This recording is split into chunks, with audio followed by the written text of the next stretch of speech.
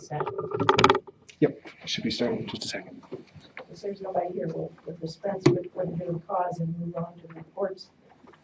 The first reports, there's two in the budget, is the budget status report and the treasurer's report. Since Leonard isn't here, are there any questions about either of those reports? You don't want me to run through like Leonard does every line and all the numbers? Would you? Please. Then we'll move on to. I do want to add, by the way, that the expenditures line, what you see there is salaries are about equivalent to last year. We're about to have a change in all of that. You should just you might want to pay attention to it. We'll begin by paying the retroactive salary increase. Most of it will be gradual. Some of it will be immediate, depending on the nature of what we were compensating. So I think you're going to see a bump in that percentage, and I would think steadily growing over time because the contractual salary, in other words, the standard salary, that's going to be spread out throughout. The increase is going to be spread out throughout the year. But say anybody earned over the summer or as extra duty pay, that's going to come in immediately. So there'll be a bump, and then it'll be gradually higher as we go. Okay, then we'll move on to the health and safety for building and grounds. That committee did meet last week. Leonard went through, there was a capital project design meeting December 1st that Leonard attended with members from Mosaic. You can see the topics that were discussed. Most of those are still in the planning stages, that they bring plans in and have questions, and those questions get addressed, and they go back and draw up more plans. Some of it requires some research, so it's still not definite, but they will be coming back, I guess, throughout this year till the plans are finalized. And then there were reports from each of the buildings. As always, there's always something that needs to be replaced. At the elementary school, it was the grease trap, and at the middle high school, it's the clock system that doesn't work any longer. Is that High cost replacement, right? $17,000. But it's really one of And those. it comes out of The maintenance bells? It's the bells, it's the clock, everything. Yeah, so the clock system is an electronic system, and we knew it had been aging. It was installed 15 years ago, more than 15 years ago now with the last building project. We've been putting a Band-Aid on it now for the last 2 or 3 years, and it just finally broke. So all the interconnected nature of the clock system is gone. So we're going to replace it with a new system. Apparently nobody knows what time it is, so they're taken by surprise when classes are ending, and so. It's interconnected with the bells and all of that kind of thing. There's not an app for that. Like with all the iPads and that they can just sync up with the time, like with the, all the iPads sync up with time. They don't have a thing where you can set a bell schedule to. Well, they do, but it's $17,000. No, I meant. Yeah. The other thing that was brought up, that Teresa Lindsay brought up, is the camera system. It just is not usable. It doesn't. I mean, she that day had 3 different times that if the system was better, was clear, it would have helped in terms of investigating incidences, and it just isn't. It's useless. She said she knew who the person was just because she happened to know what they were wearing that day. But if she doesn't know what they're wearing, then chances are likely that they're not going to know necessarily. It's tied. That is a big cost. It's at like $100,000. It is a security issue. It's tied to the Smart School grant. We still don't know where we are in terms of getting that approved. Is that We know where we are, and we're no further along now than we were a couple of months ago. And there's no timetable for when that might happen. Yeah, I mean, this is a source of great frustration. I remember Jeff was in that meeting back in August or maybe early September, where we immediately saw that, the gap in what we were able to monitor Yeah. was causing us some trouble. So there's frustration for everybody. The Smart Schools, grant was very promising when it passed back in 2014, 3 years ago, and we spent, maybe a year putting together a plan. Ran into some glitches after we submitted the plan because the parts of the plan, different costs, different items that were identified were no longer current. And because we took them so long to even get to the plan in the first place. So by the time they got to, I think it was 6 months or so, where they got to the initial assessment, there's like a 5-stage approval process. And they got to one of those stages and said, well, now these numbers no longer apply because they, so of course, a great frustration based on that. They kicked it back. We had to resubmit it. It took us a few months to redo all the numbers and redo all the parts, identify all the new systems that had to be, replace the old ones. And then we resubmitted that plan in, I think, September, and it just really hasn't budged since then. Since followed up, and they are only evaluating plans. They're pulling together committees to evaluate plans on an occasional basis, and ours hasn't hit that point yet. So yeah, as you know, back in early September, the recommendation from the schools was, let's just take care of it on our own, forget the Smart Schools grant. And you can understand where that's coming from. And that may be in March, this will be discussed again, and if our Smart Schools plan hasn't been approved by that point, there may be a recommendation from that committee that we purchase that and start installing that now. The grant, though, encompasses more than just the camera system. It does. So That's maybe a part of it. Plan B should just focus on the cameras and then continue with the Smart Schools for everything else. I think Probably that's the plan would have to be resubmitted, that's my guess, but, right. we would have to figure that out.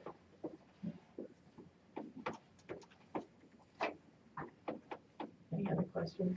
Then we'll move on, superintendent's report. Sure, I was gonna talk about two things.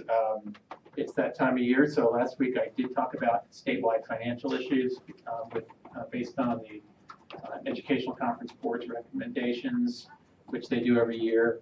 And that is always followed by the Board of Regents recommendations, so I want to share some of those with you. So the Board of Regents every year makes a recommendation for how they believe state financing for education should move as we enter the budget cycle. So they recommend dollar amounts. They also recommend some kind of policy, really make some policy recommendations that are included in that.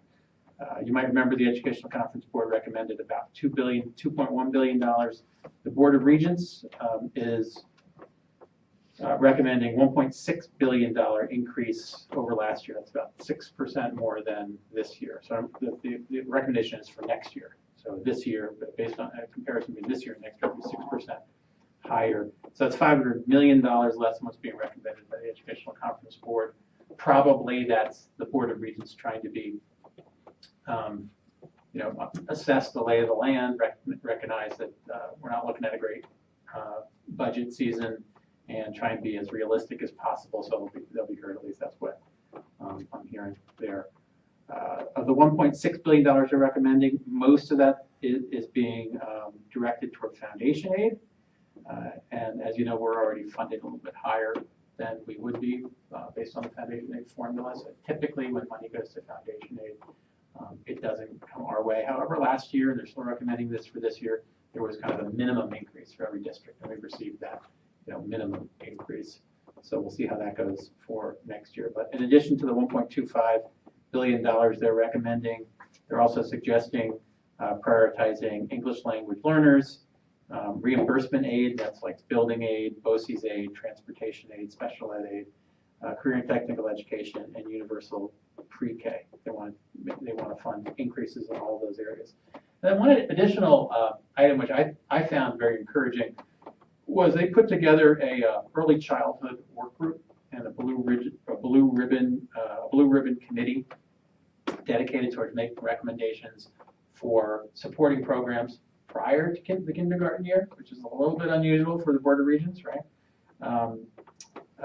But they are recognizing, I think, along the same lines that our Birth to Three Alliance is recognizing that what goes on with children earlier in life has a huge impact on their preparation for schooling. So some of what came out of that was focused on pre-K. They recommend and at high quality level, very similar to what our program is. And then, but also expanding support for high quality childcare by asking for additional dollars being dedicated toward Quality Stars New York, and that's a program that's dedicated toward raising the bar for childcare facilities in the state. Like pretty familiar with that, Joe? I participate. Yeah.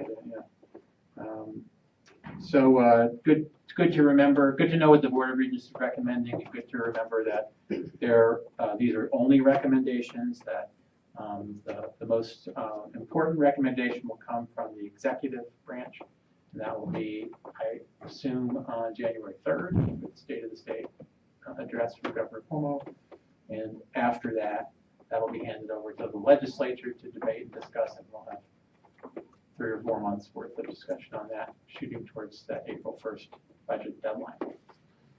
So that's kind of where we are, at least where I think we are in terms of the state budget discussions. Do you have any questions or comments about that?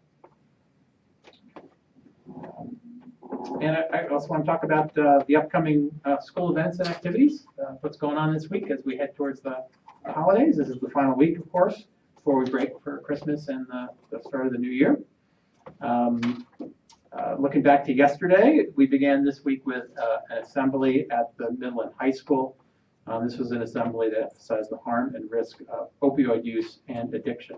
The main gist of the presentation was by the Essex County Coroner, and it's Frank Whitelaw. But the presentation itself was organized by one of our seniors, Cadence Lewis, as part of her senior project. And probably the most powerful, emotional part of it was Cadence's personal story of losing both her mother and her grandmother to overdose. And you can imagine what a powerful moment that was, and she's sharing that with all of her classmates.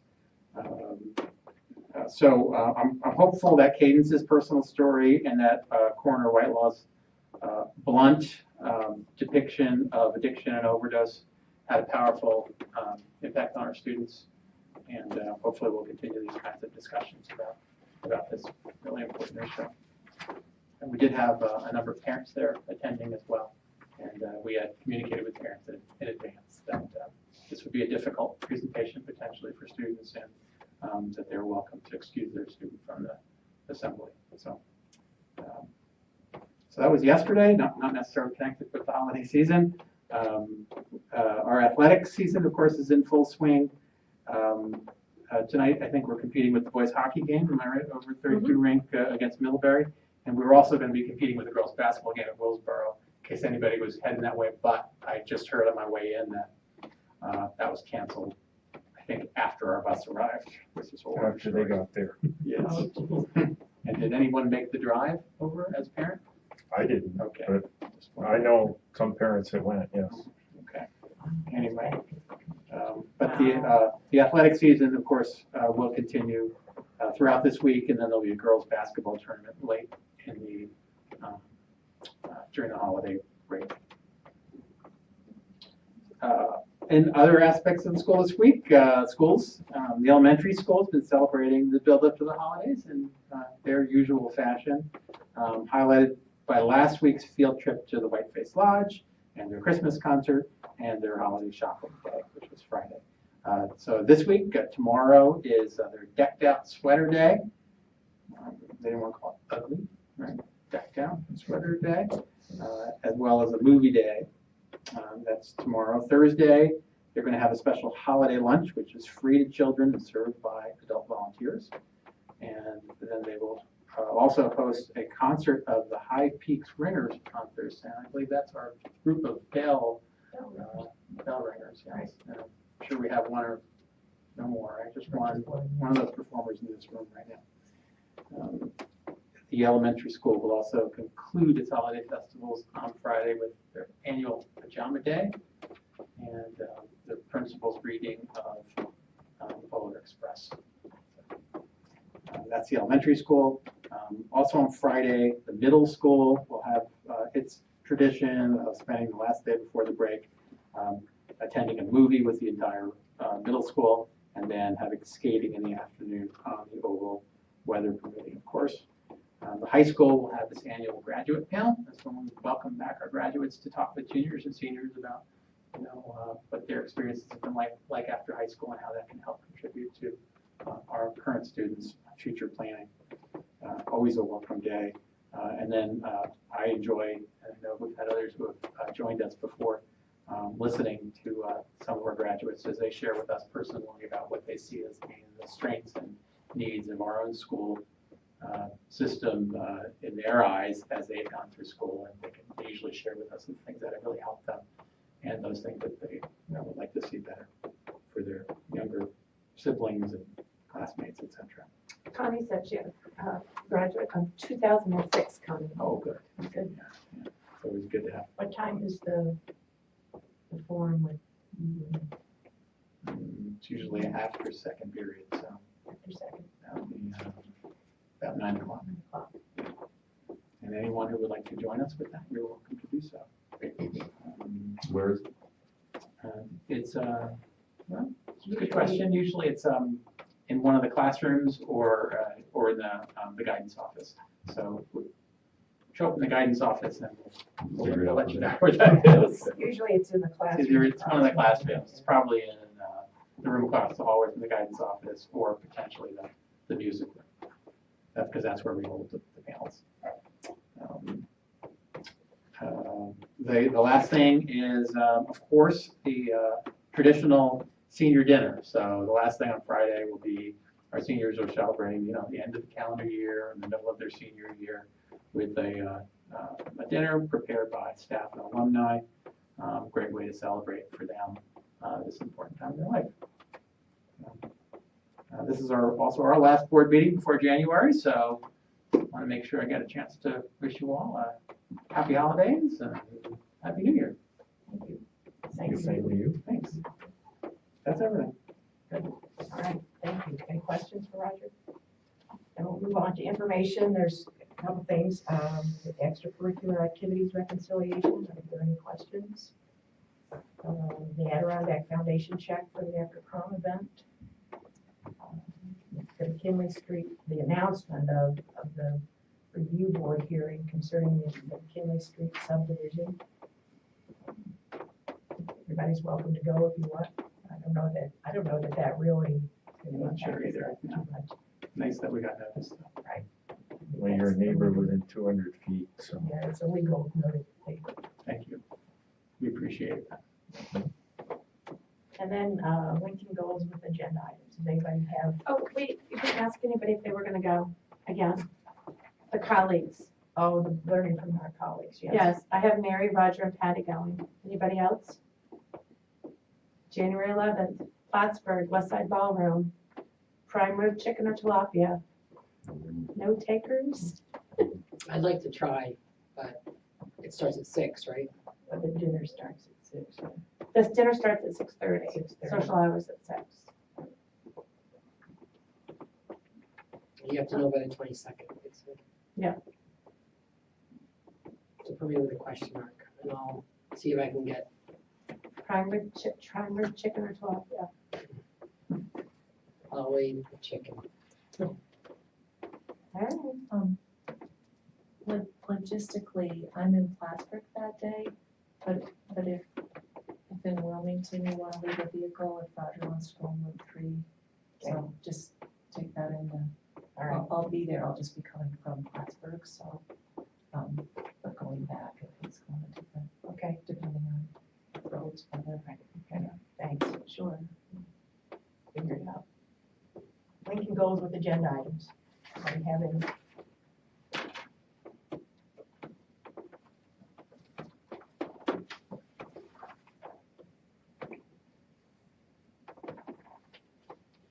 Paving grass. Okay, well, if it comes up, if something comes up, we can go by the end. We can add to it.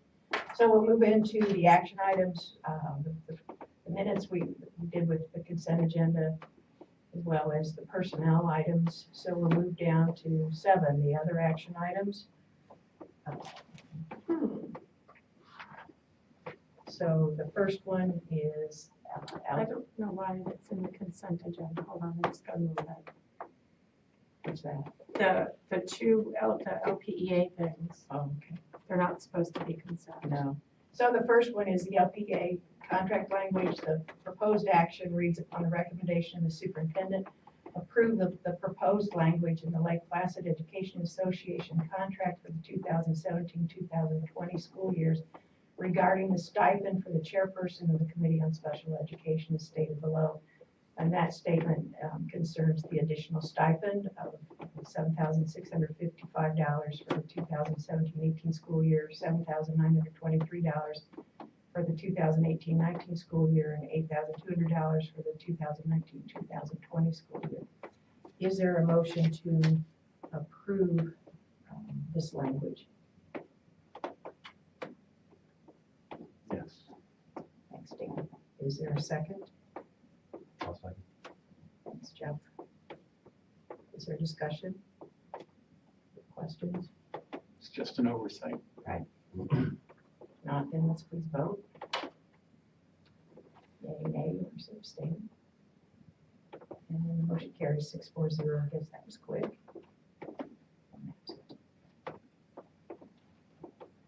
The next one is, again, another oversight of language in the LPEA contract.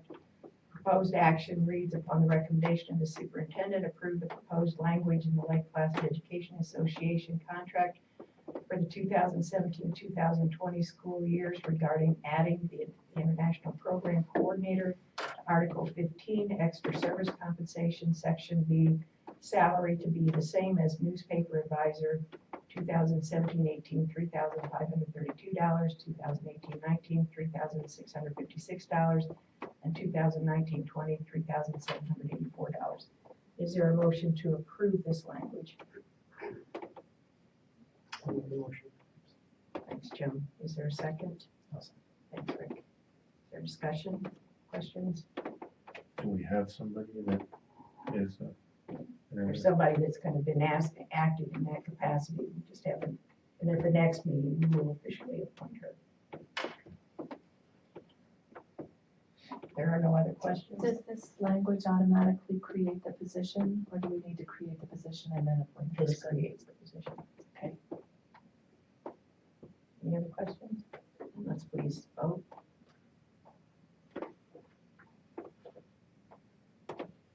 Motion carries 6-4-0 against, and 1 absent. Move on to the donation acceptance. The recommended action reads, whereas Lake Placid Central Schools Board of Education policy number 6255, donations, gifts, and grants to the district allows for the superintendent of schools to accept on behalf of the board gifts, donations, and grants having a value of less than $1,500. Whereas monies have been granted in the amount of $3,848.40 from Adirondack Foundation for student grant projects and $2,500 from Adirondack Foundation for the Language Enhancement Fund. Now therefore be it resolved in accordance with policy 6255, the Board of Education hereby accepts the grants from Adirondack Foundation in the amounts of $3,848.40 and $2,500. Is there a motion to accept these donations? Yes. Thank you, Jeff. Is there a second? Yes. Thank you, Dan. Is there discussion? Questions? I guess I'd like to just hear the process for which these are applied for, Sure. just out of Yeah, so interest. this was an idea by the Educational Opportunity Fund. Typically, they've put out grant proposals that they've invited teachers and staff members to write for the sake of doing something new or innovative in the classroom in the schools. So they decided to see what would happen if they asked students to write a grant. And so these were what they called student-initiated grants. Stop the vote because it's blocking. Can you, I was I was exiting it, I'm sorry. If you can just undo it, mine, until, sorry. Thank you. So these were student initiated grants. And they had a lot of discussion about what grade, what age, would be most appropriate. So I decided to start with the 4th grade all the way up to grade 12. And created a very brief application, recognizing that students might need help. Asked for every student to have an advisor or mentor working with them on their project. So, the names that you see in here are the names of kids who wrote the grants. And I didn't include, this was of course a brief summary, but the applications were submitted to the Board of Trustees of the EdOp Fund.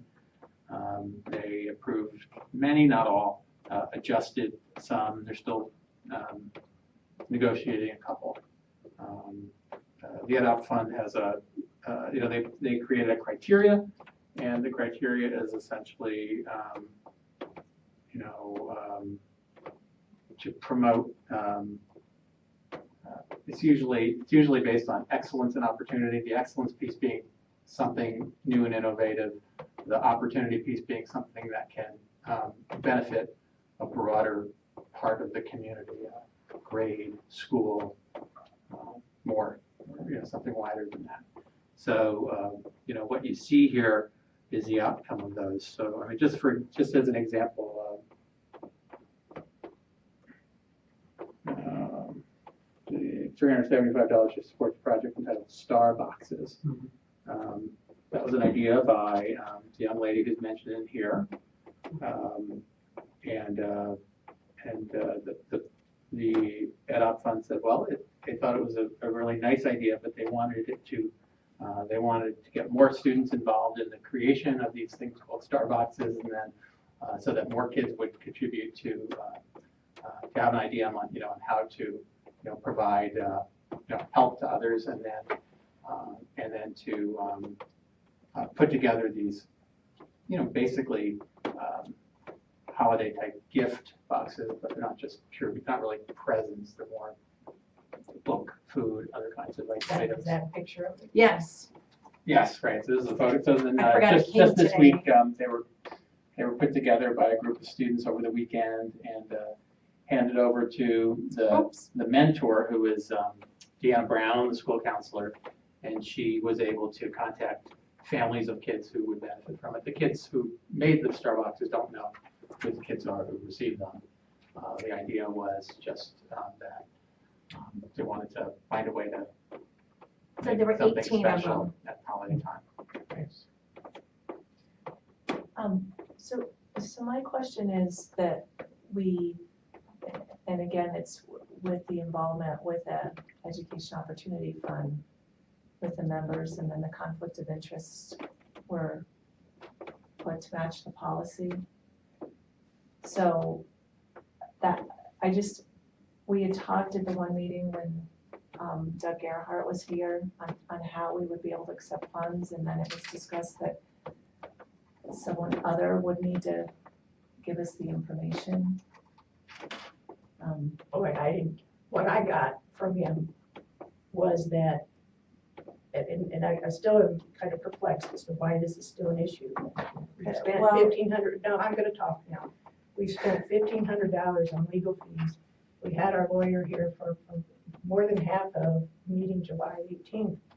And he researched the questions at a far deeper level than the school law book does, plus his own knowledge. I mean, he is the expert. And what he said to us is, number one, this is not a unique situation. It's very typical across New York State, as well as really across the country. He said there is no conflict with the policies, that in fact our policies encourage our involvement. And he said there's no personal conflict of interest. No one benefits personally from this. Neither Roger nor I benefit personally from it. No organization that we're involved with benefits from it. So there is no personal conflict of interest, and our lawyer said that. There is no conflict of interest. Okay, and I rewatched that video after we had the meeting because I was so confused by the meeting itself. And he did say that, and he did say that that it would only be a conflict if it was in our policy, and it specifically is in our policy, and then he actually read from that policy at that meeting. And so it is in, and believe me, I take no pleasure in this, and I am, my heart rate's like 160 right now. So in policy 2160, it specifically talks about involvement with charitable organizations. It specifically says a board member, officer, or employee may be involved as a volunteer, officer, or employee in a charitable organization which has a relationship with the district. If a board member is a board member, officer, or employee of the charitable organization, the board member must disclose such relationship in writing to the district. And so we took that step, and that was part of the discussion at that meeting. And then the board member must recuse himself or herself from any discussion or votes relating to the charitable organization that come before the board. And that was talked about at the meeting, about the conflict of interest statements, and then we moved forward with those statements, and the statements were made. It also goes on and says the term interest means a pecuniary or material benefit accruing to an officer or employee. There are no material or monetary benefits accruing to an officer or employee. We don't receive anything by our advisory positions on that board.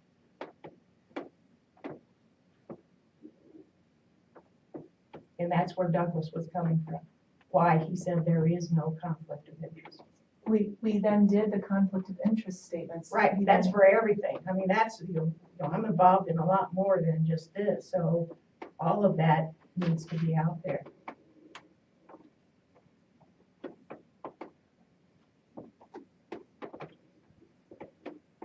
Okay. I guess do the rest of you have these concerns? I mean, we are a 7-person board. It's clear, that's fine.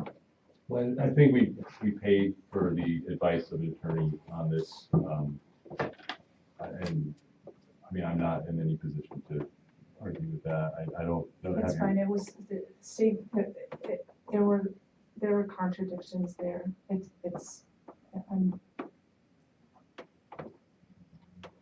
can't, it's fine, I will. Are you technically a board member? You're just a Advisory. So someone's voting. I didn't even take part in these decisions, to be honest. So Patty, is the issue just the language that you're concerned with, or is there more to it? The issue is that it came to my attention from a community member. Okay. With the members being on fundraising, where it's fine. I'm separate from that, in our gifts and grants, it talks about not specific names. So that also confuses me about accepting the gift must not benefit a particular named individual. Yeah, sure. Does my explanation help with that? That those were the children who wrote the grants. So I'll give you another example. And then I'll tell you one that maybe gets closer to it. So the therapy. So Tommy Sheen, the young man there, is a 4th grader, and he works with an occupational therapist who, and they do some things with hands and grips. So this grant was written to obtain this stuff. I haven't seen yet, and include in it some kind of I don't know, it's like art, like maybe metal balls, whatever it is, something that has some texture, and that this gripping and playing with this stuff is supposed to benefit other students the way it has with him. So he has been recommending that an entire group of kids have access to this, and that meant obtaining more of it. And so he wrote a grant to do this, and the board thought that was kind of a neat thing. So in fact, that therapy isn't used for the boy who wrote the grant. Is actually, being used for others. That's how most of those are. Probably there's one that gets a little closer to being more of a scholarship than than that kind of grant. Although I actually think it is different, but it would be a little closer. So there was one that supports some foreign exchange travel, and that will help two young ladies with their fundraising for this foreign exchange program. But what they're doing is they're doing this as a part of a broader effort for international experiences to be really ambassadors for the international, for greater international exchange programs involvement, to become promoters of for families who may house international exchange students, and then to be make classroom presentations about the benefits of working with international students at the elementary, middle, and high school level. So, which is actually what the EdUp Fund tries to promote, which is not just benefiting one kid, but to find a way to take ideas and to expand it. A couple of years ago, the field trip to New York City was somewhat like this, written by a group of students that allowed them to go to the museum in New York City, the Math Museum of Math. And so it was really for those kids, and the EdUp Fund liked the idea, but really wanted it to be broader than that. And so really asked them to work into the plan to reach out to a grade of students in the elementary school in order to share their experiences, in order to highlight how math can be relevant. So again, the idea of the EdUp Fund is always to do something that's for the greater good. So with the named individuals, it's the grants aren't going to those named individuals, like the money isn't going. The money goes to the school, that's why the school board's approving more- it. Right. So They're just being recognized as the grant writers. that's true. Although I did just mention that in one case, it will help two students to do that exchange program, but then beyond that, they'll do the rest of what I just explained. Okay. Yeah, so that's what that's for. Yes, those names were included because they're the ones who write the grants. Okay. The other thing with the donation with funds towards the trip. Yeah. So the trip is something that's been kind of in the works since last spring. A few years ago, the Travel Club, which is actually a branch of the Student Council, put together a trip to Costa Rica. And since then, they've been wanting to organize another trip. And so they've been working on plans for a trip to Cuba, which is kind of exciting given the nature of the reopening of Cuba. The trip it was almost at the point of not being able to move forward, but we had some positive things happen just a month or two ago. One of them was the educational travel company was able to allow it to happen with fewer kids if that's what was needed. And then the Adirondack Foundation contacted Jenny Lawrence, who's been organizing this, and said we could provide you with additional funds, and that sort of sparked it more. So that's what has helped it move forward. They've been doing fundraising throughout since last spring for this trip. It's a trip that's open basically to all high school students. It's not for a particular class. It's not a requirement. There is costs associated with it, and there's been no way around that, except the fundraising is reducing that cost per student. Very similar to what was going on with what happened with the Costa Rica trip 3 years ago. So it's really part of an extracurricular club activity. It is they're going to Cuba. It does turn out that all the students who are able to do it and interested in doing it are either current or past Spanish students, but not from any one particular grade, not from any one particular class, and no one has been excluded for that reason. Right now it's scheduled for spring break, 8 days in spring break. How was it, but it was when they were initially creating it for students, I mean, the students needed to know that they were gonna need to be able to pay Yeah. for the trip. So, I mean, it's not open to all students. Well, it's yes and no, right? So It's open there's to a all cost students who could associated. There's a afford cost associated. to take a trip Yeah. to, whose families could afford a trip to Mhm. Cuba. Yeah. Right. The same as the Costa Rica trip. It's not ideal. We would love to be able to have a trip, an overseas trip like this where students didn't have to pay. We haven't been able to do that. But I thought the funding was kind of not going through, I'm just a little, I thought, because we don't really have a travel, like you said it, it's sort of with there's not really a travel club. It's going through the student It's going through the council. student council, because the student council has the official ECA designation, And then yes. And so The advisor's not a stipend advisor, she's doing this on her own. Right. I'm just wondering about the funds going through, because are we required to be sure that it's available if that's all. I mean, if it's not going through the school, that way is another There is a school account. way to for get it. the funds in. there is a school account. So it does fall under the extracurricular Yeah. account, so it is being monitored in that way. But don't we need to make it, I mean, I thought that it needed to be that if students,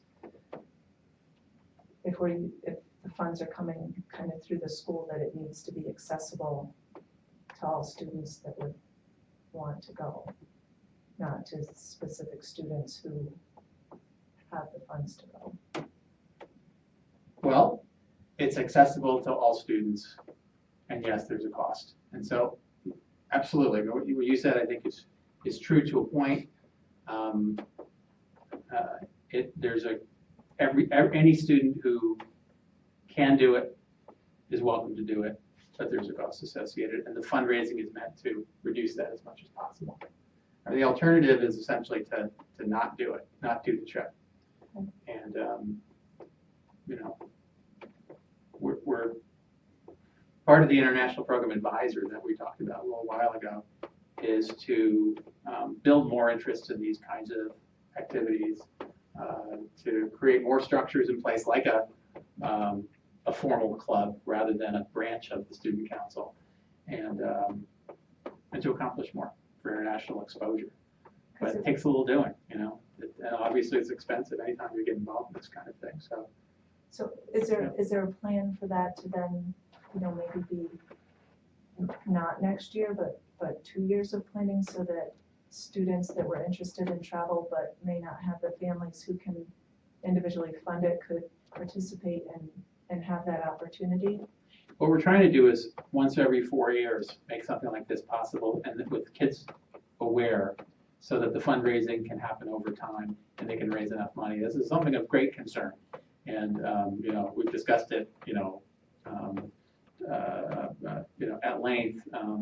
For this particular trip, Jenny Lawrence she's been doing fundraisers really since the Costa Rica trip.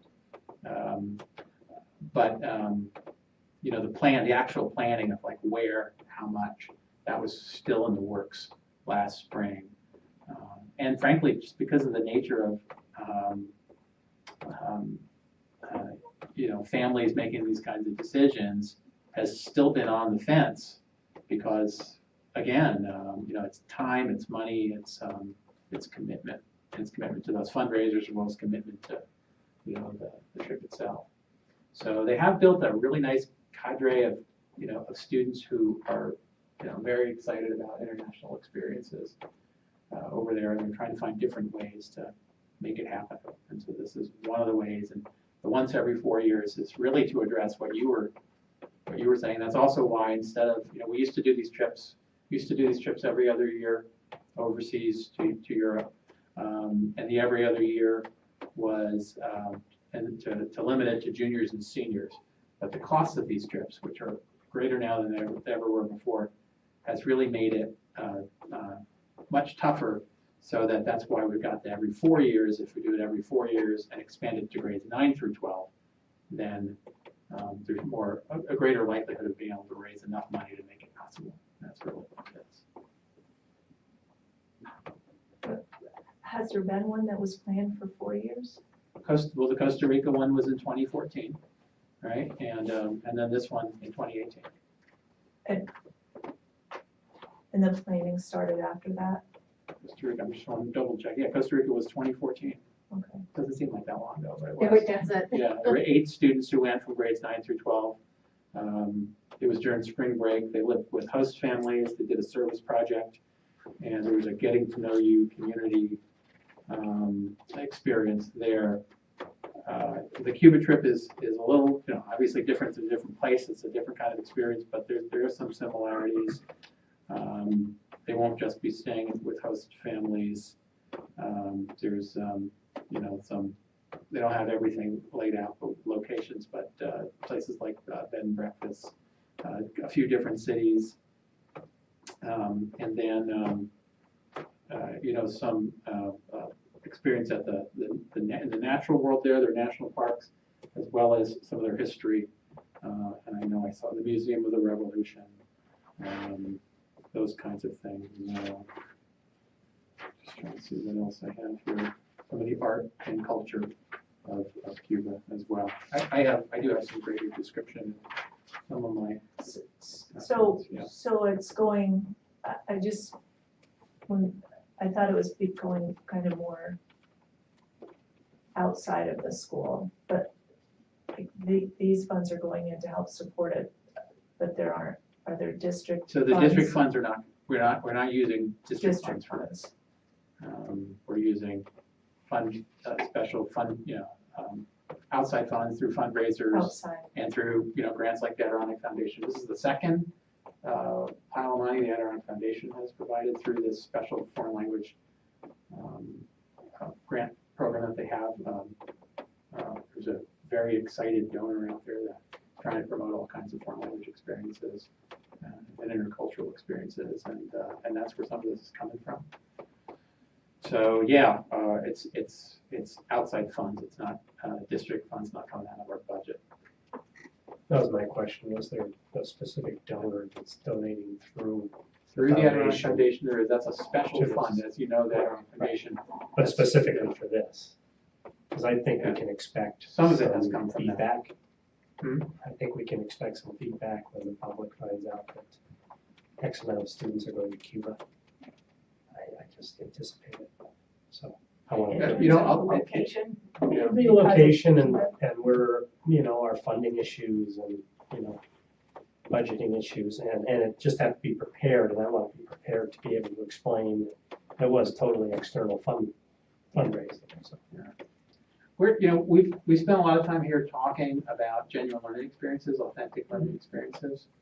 The kinds of things that I think, for example, Tammy Morgan's classes are doing with environmental science. And, in this case, we did talk about this. And when we talked about authentic learning experiences, and we talked about a trip to, it was something like Costa Rica. It was Honduras, I can't quite remember. And versus the Cuba experience. I think we all looked at each other and said, when you talk about authentic learning experiences this day and age, this is the moment. And that was really where that came from. I think we were more excited to give the kids an experience that was really unique to the time frame. Yeah, I think you're absolutely right, and it's like China 15 years ago. Yeah. If you didn't do it then, it's a completely different experience now. It's not Yeah. the same country. That was sort of what we were thinking. Yeah, no, I think that's absolutely right. So, thank you. Are there any other questions? And if not, there's been a motion, and it's been seconded to accept these donations. So can we please vote?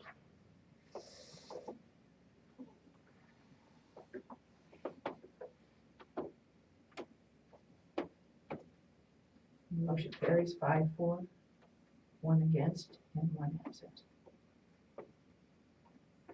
Special education accepted. Are there any questions on the new packet?